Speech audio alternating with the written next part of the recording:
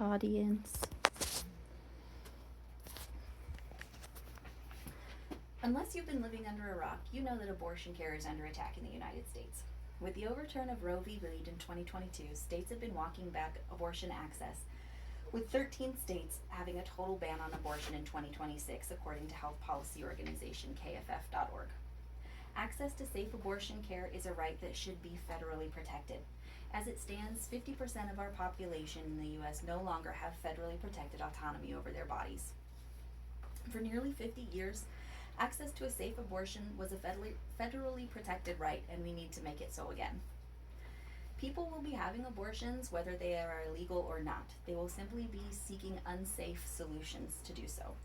Better we should make it a protected right and create safe access for those that need or want an abortion than to uphold state bans on life-saving care. To quote the iconic Cyndi Lauper, girls just want to have fundamental rights. In overturning Roe v. Wade, millions of people have found themselves without bodily autonomy and may find themselves in unsafe situations trying to get it. Unwanted pregnancies are inevitable. Some wanted pregnancies will not be viable, and sometimes the health of the pregnant person cannot sustain a pregnancy. Each of these circumstances deserves access to abortion care. According to an article on the trauma of abortion restriction, nearly 60% of people who can become pregnant, which is around 40 million, now find themselves in states that are hostile towards abortion.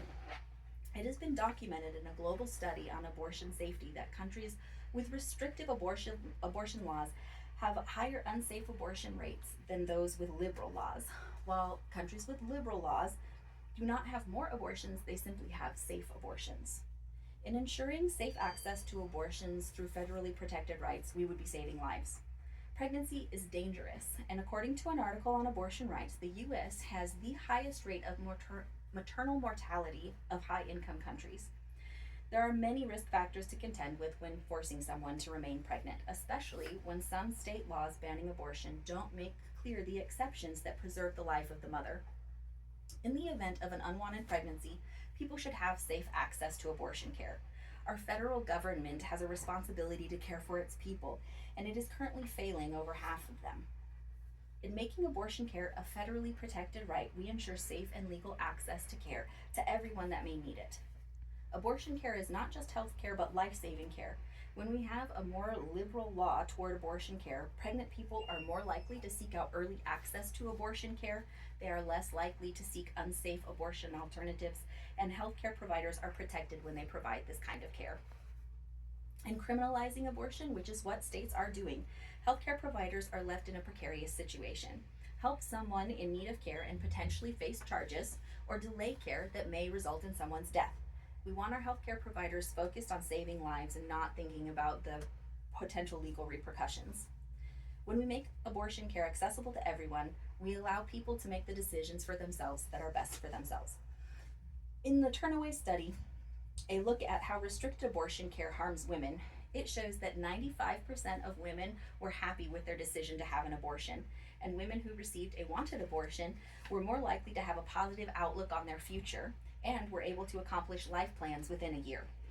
While I understand that someone may view abortion as morally wrong, that viewpoint fails to take into consideration the nuance of a potential life being forced on someone who is already a living, breathing, autonomous human being and the circumstances they are living in.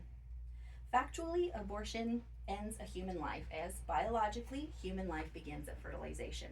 The debate over abortion comes in because we can't agree on when that zygote is granted personhood. Pro-life advocates argue that it begins at conception.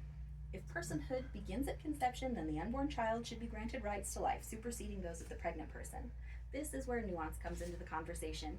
You must take into account all of the circumstances surrounding this person and not just their pregnant state. What are their finances? How is their home life? What are their responsibilities to the children they already have? What sort of quality of life will everyone have if this forced pregnancy happens? According to the Turnaway study, people who are denied access to abortion care are almost 4 times more likely to live below the federal poverty line, are more likely to keep in contact with abusive exes, and their existing children are less likely to achieve developmental milestones. Furthermore, another study on abortion access and economics shows that access to abortion care has been shown to increase the likelihood that young women will attend a 4-year college by 41%. The decision to get an abortion is a deeply personal one and not one that your government should be making for you. Abortion care is life-saving care that should be federally protected. Abortions will happen whether they are legal or not. The question is, will they be safe or unsafe? Will our healthcare providers feel empowered to save a life or confused about their roles and what services they can provide? Access to abortion can improve pregnant people's lives, health, and well-being. Pregnant people just want what everybody wants: bodily autonomy and the right to make their own choices.